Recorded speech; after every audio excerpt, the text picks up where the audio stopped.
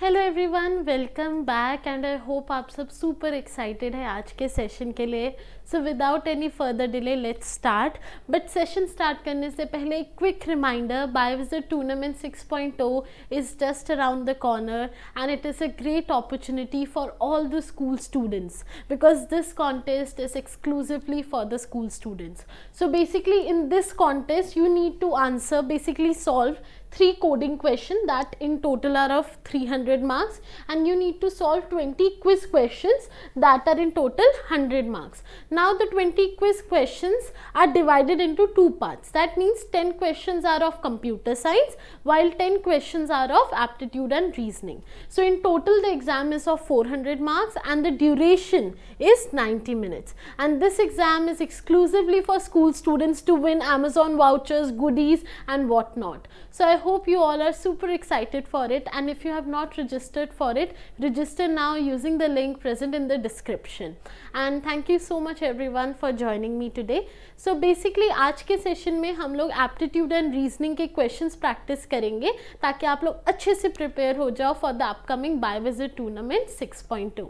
So without any further delay, let's start with the first question. Now the first question is over here. Let's read it. If the first 3 alphabets A, B, C are represented on a 12 digit clock, 1 as A, 2 as B, 3 as C, 4 as A and so on. Okay. So basically question हमें क्या दे रखा है पहले वो समझते हैं. हमारे पास एक 12 आवर क्लॉक है. 1 minute. हमारे पास एक 12 आवर क्लॉक है. Just 1 minute. Let me bring the marker. So basically हमारे पास एक 12 आवर क्लॉक है. ओके चलो इसमें नंबर्स कर देते हैं 12. तो मेरे पास एक 12 आवर क्लॉक है और उसमें मुझे ABC को रिप्रेजेंट करना है. ठीक है, तो चलिए रिप्रेजेंट करते हैं. 1 is A, 2 is B, 3 is C. Okay, उसके बाद फिर से ABC, A, 1 minute, A, B, C. ठीक है, उसके बाद फिर से A, B, C, उसके बाद फिर से A, B एंड C. ठीक है, तो मैंने सारे नंबर्स को ABC कैरेक्टर्स अलॉट कर दिए. अब क्वेश्चन में आगे बढ़ते हैं. क्वेश्चन मेन क्वेश्चन क्या है बेसिकली वो यहाँ पे है. The R hand will be between which pair of alphabets. जब हम 7:30 PM में हैं तो कौन से 2 अल्फाबेट्स के बीच में है हमारी आर हैंड. ठीक है, ऑप्शंस है यहाँ पे AB, CA, BC and DC. Okay, तो मेरे पास ये ऑप्शंस हैं. तो बेसिकली मुझे 7:30 देखना है. राइट, तो यहाँ पे होगा 7:30. राइट, 7:30 PM कुछ यहाँ पे है. नाउ 7:30 मतलब वो बीच में है 7 एंड 8 के. राइट, वो 7 एंड 8 के बीच में है. 7 रिप्रेजेंट होता है A से और 8 रिप्रेजेंट होता है B से. राइट, तो बेसिकली 7:30 रिप्रेजेंट हम कर सकते हैं AB से. तो करेक्ट आंसर क्या है? करेक्ट आंसर है option number A, that is AB.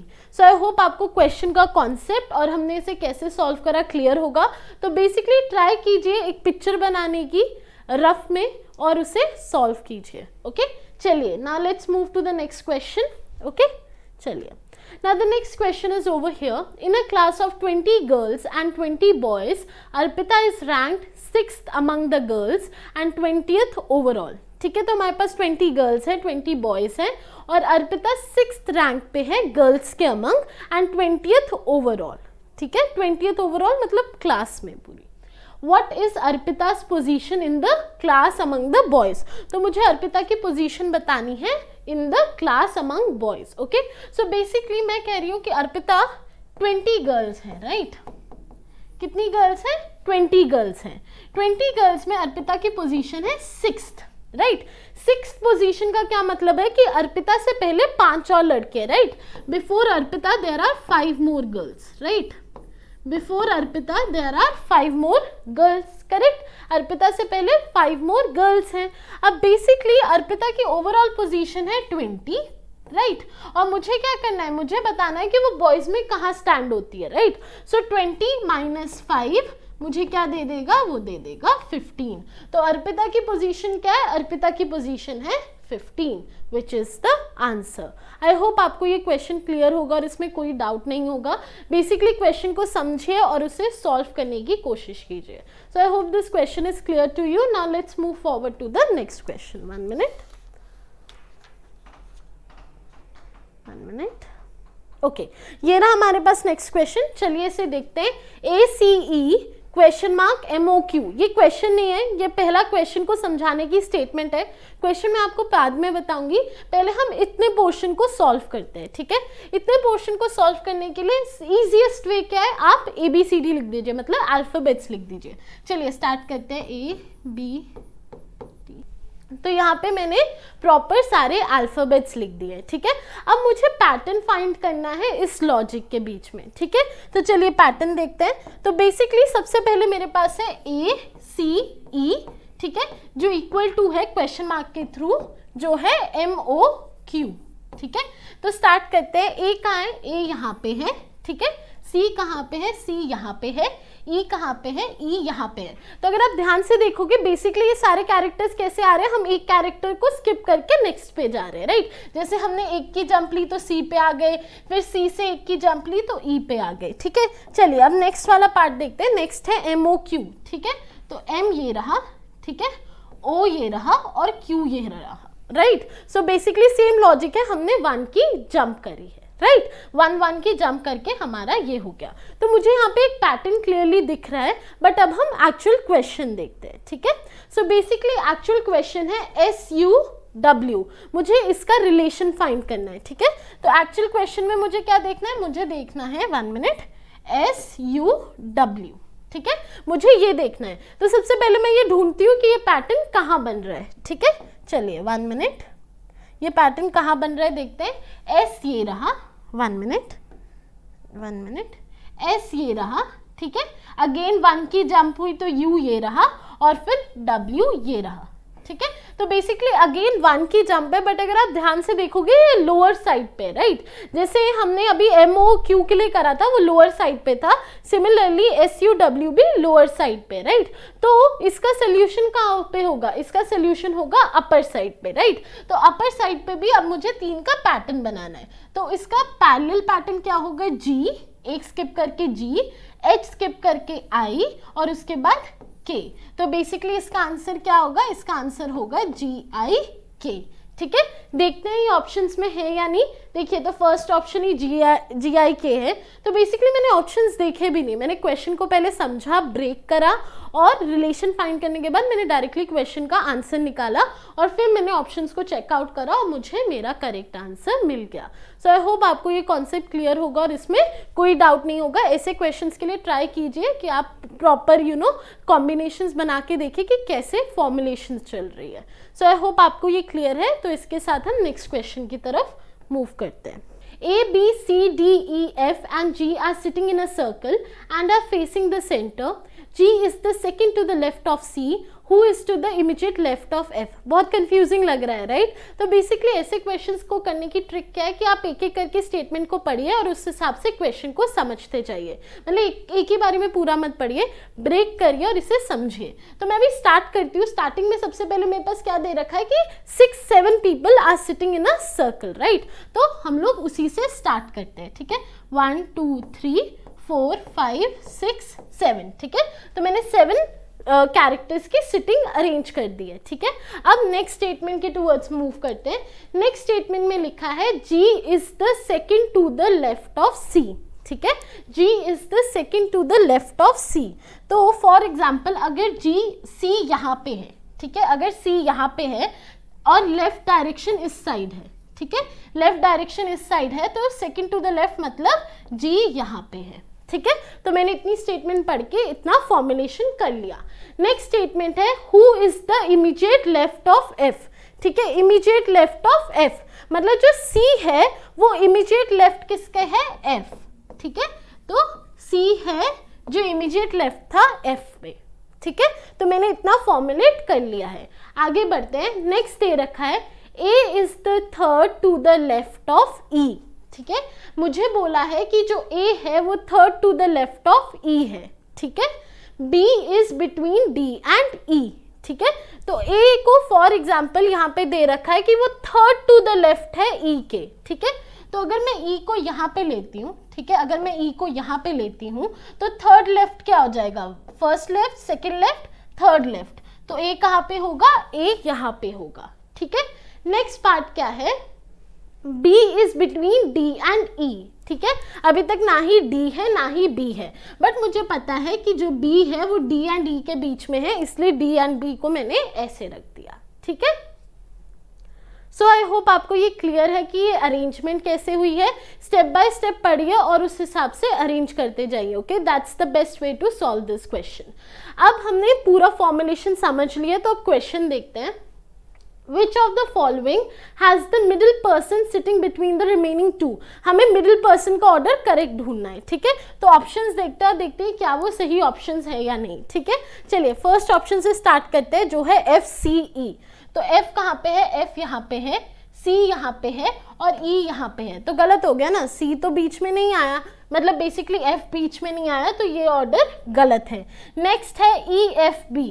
तो E ये रहा, F ये रहा, B ये रहा। अगेन F को बीच में होना चाहिए था बट वो नहीं है। नेक्स्ट है DEB। तो DEB अगेन गलत है, E को बीच में होना चाहिए था। GAC। तो GAC करेक्ट ऑर्डर है, राइट, क्योंकि A मिडल में है। तो इसकी वजह से जो करेक्ट ऑप्शन है इस क्वेश्चन का वो है ऑप्शन नंबर D। आई होप आपको ये कॉन्सेप्ट क्लियर होगा और इसमें कोई डाउट नहीं होगा। चलिए अब नेक्स्ट क्वेश्चन के टुवर्ड्स मूव करते हैं, ठीक है। 1 minute, let me move to the next question. 1 minute. Okay तो ये रहा मेरे पास नेक्स्ट क्वेश्चन।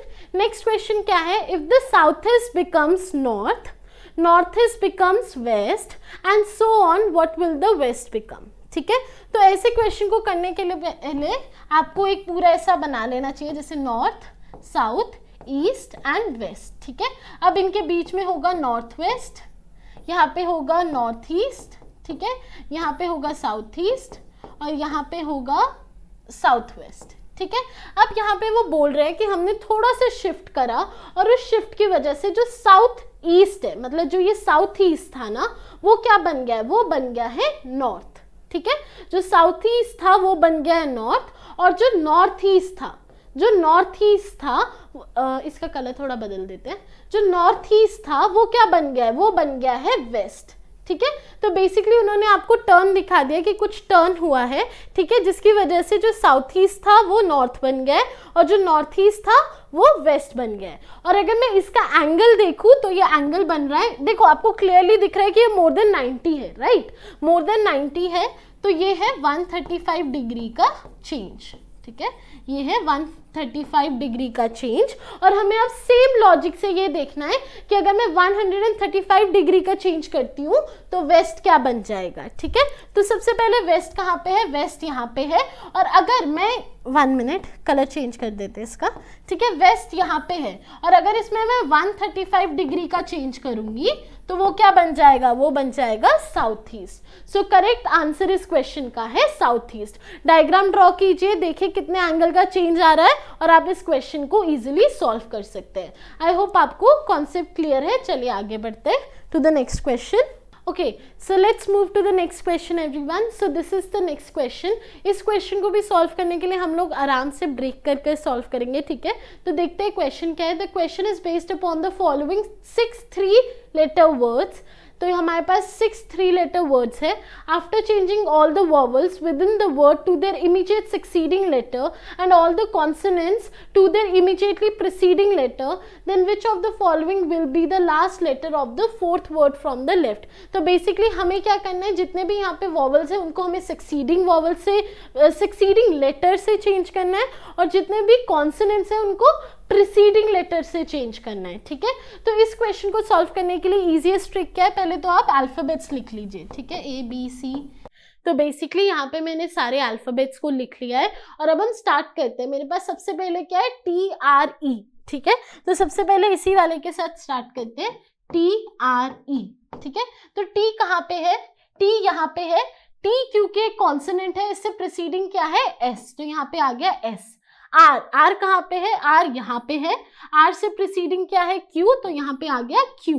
E कहाँ पे है? E यहाँ पे है और मुझे सक्सीडिंग से चेंज करना है, तो यहाँ पे क्या आ गया? F, तो आंसर क्या हो गया? SQF, ठीक है। तो हमने अभी तो मैंने सिर्फ एक वर्ड के लिए करा है, बट ऐसे मुझे सारे वर्ड्स के लिए करना है, ठीक है। तो यहाँ पे हो गया SQF, ठीक है। चलिए नेक्स्ट वाले पे मूव करते हैं, ठीक है। तो ऐसे करके इन सबको हम लोग सॉल्व कर देते हैं, जस्ट 1 मिनट, ठीक है। तो नेक्स्ट वाला पार्ट हमारा क्या है, नेक्स्ट है पीओके, ठीक है। पीओके के लिए क्या है हमारे पास, पी है यहाँ पे, तो पी से पहले आया ओ के बाद आया पी, और के बाद क्या आएगा, के पहले आएगा जे, ठीक है। तो ये हो जाएगा ओपीजे, ठीक है। ओके, नेक्स्ट आगे बढ़ते हैं टू द नेक्स्ट पार्ट, ठीक है। कलर थोड़ा अलग कर लेते हैं, ठीक है। नेक्स्ट है हमारे पास जो नेक्स्ट क्वेश्चन है, ठीक है, 1 मिनट। जो नेक्स्ट है हमारे पास वो देखते हैं। नेक्स्ट है मेरे पास OWL, ठीक है, OWL। तो O के बाद है P, ठीक है, W से पहले है V, ठीक है, और L से पहले है K। तो ये हो जाएगा, ओके, तो ये है O, right.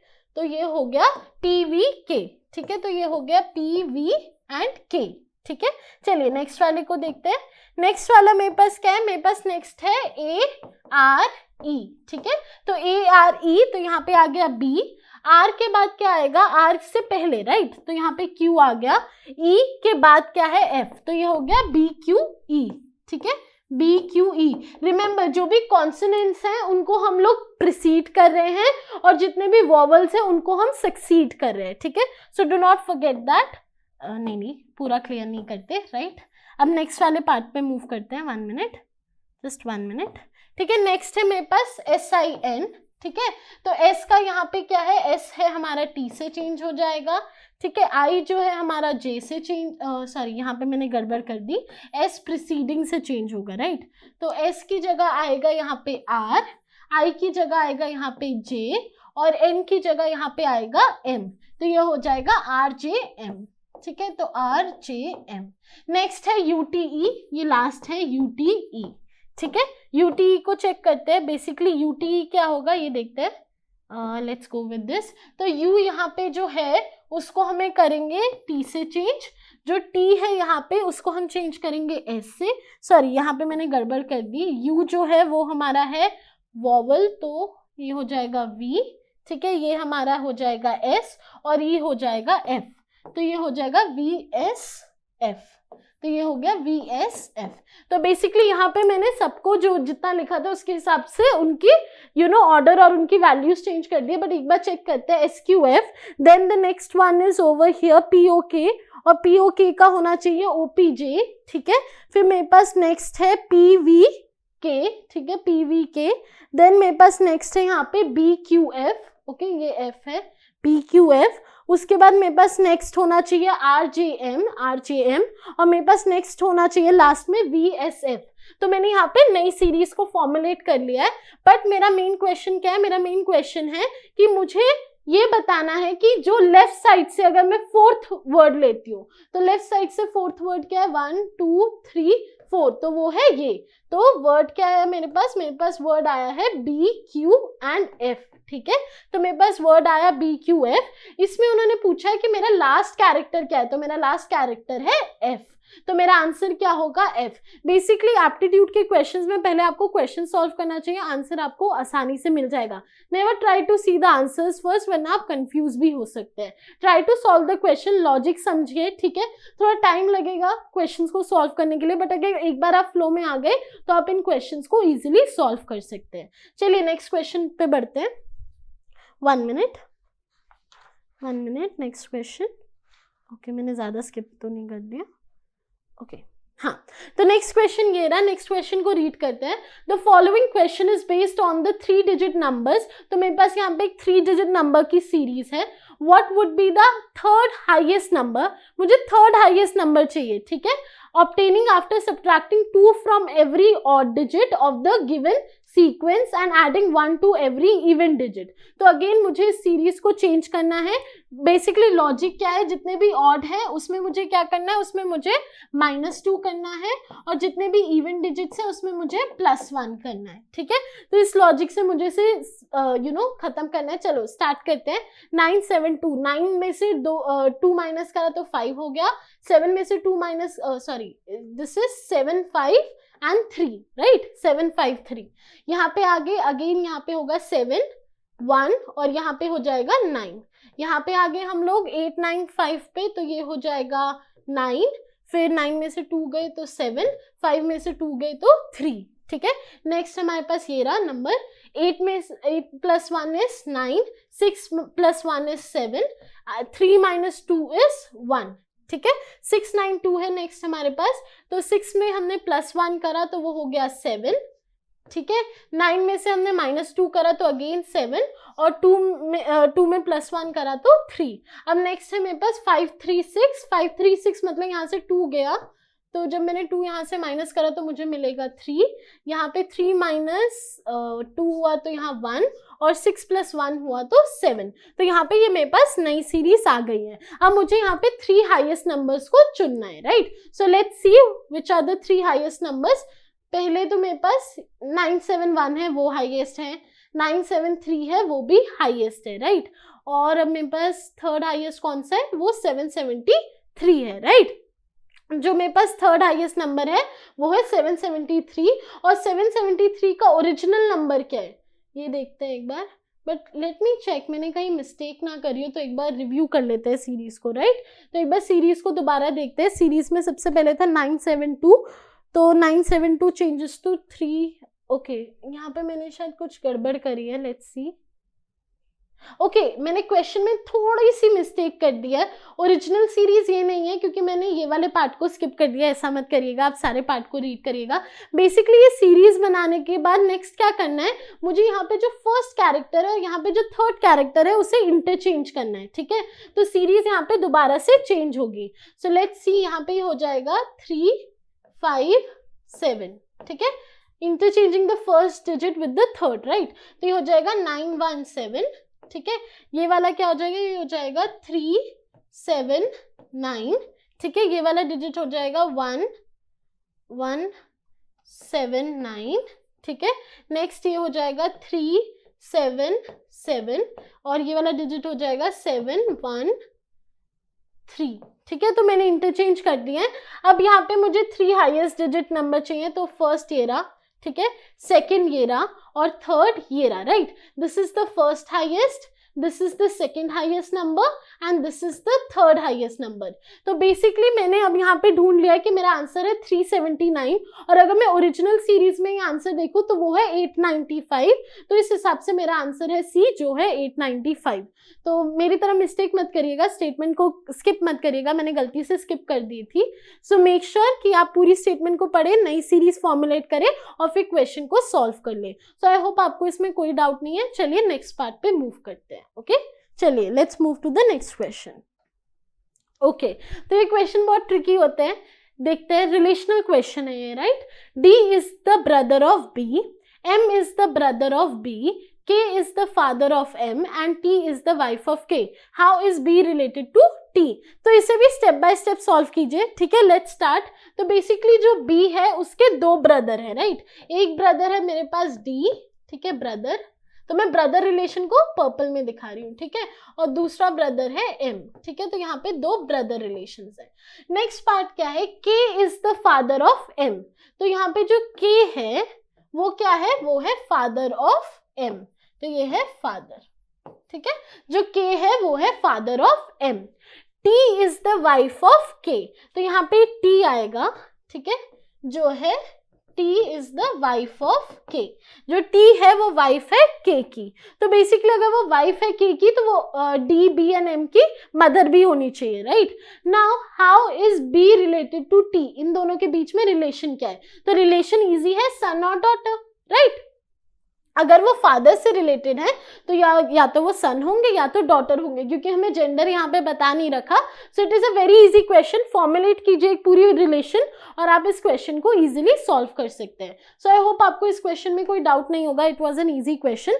Let's move forward to the next question, okay. Next question यहाँ पे क्या है, pointing towards a gentleman, Deepak said his only brother is the father of my daughters father. How is the gentleman related to Deepak? This is a very easy question. Basically उन्होंने कहा कि उनके daughter के father के ये brother हैं, right. यही relation उन्होंने बताया, राइट। यही रिलेशन उन्होंने बताया।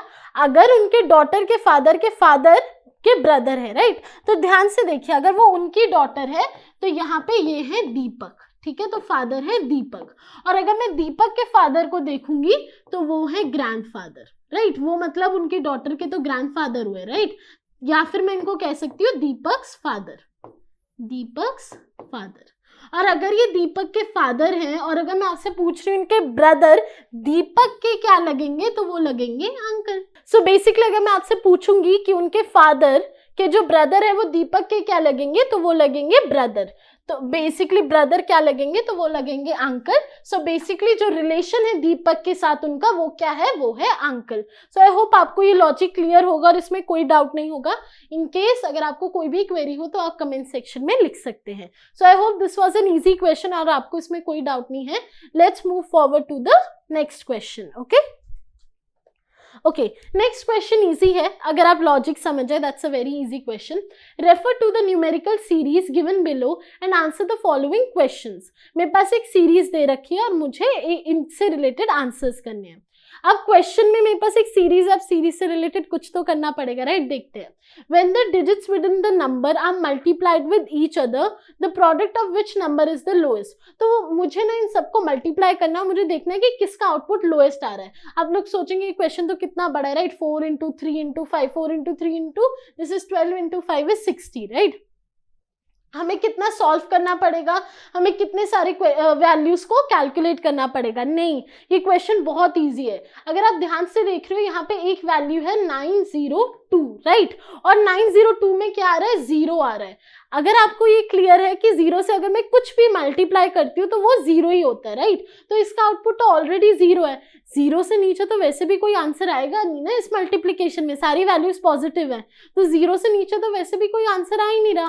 तो बेसिकली अगर 0 प्रेजेंट है तो ये क्वेश्चन ऑलरेडी बहुत ईजी है। Never multiply, try to find 0 और ऐसा कोई वैल्यू जो सिंप्लीफाई कर दे आपके क्वेश्चन को।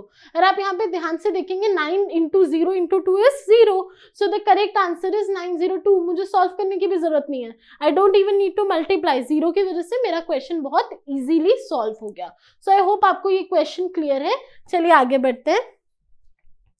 So I hope everyone is clear with all the questions that we have done today and you guys have enjoyed the session and I hope आप लोग अच्छे से करेंगे। एप्टीट्यूड एंड रीजनिंग ट्रिकी हो सकता है बट वो एक इजी पार्ट है, ठीक है। अगर आप क्वेश्चंस को ध्यान से समझेंगे, उनका लॉजिक बिल्ड करेंगे, क्वेश्चन को पहले सॉल्व कीजिए रादर देन सीइंग ऑप्शंस, क्योंकि ऑप्शंस देखोगे तो आपको शायद कुछ समझना है और आप फिर आप गेस करो, that is wrong way. Try to solve the questions, tricks निकालिए, इट इज वेरी इजी। जैसे आज हमने कुछ क्वेश्चन सॉल्व करिए, प्रैक्टिस कीजिए इनको खुद सॉल्व करने का एंड आई होप आप सब बहुत अच्छा करें इसमें। And guys do register for Biovisit tournament 6.0 that is just around the corner on 26th August 6 PM to 7:30 PM. Do register for it because it is exclusively for school students and it is a great opportunity for you to win exciting prizes. So I hope you all have enjoyed today's session. If you guys have enjoyed today's session, make sure you click on the like button and thank you for joining me today. Thank you everyone.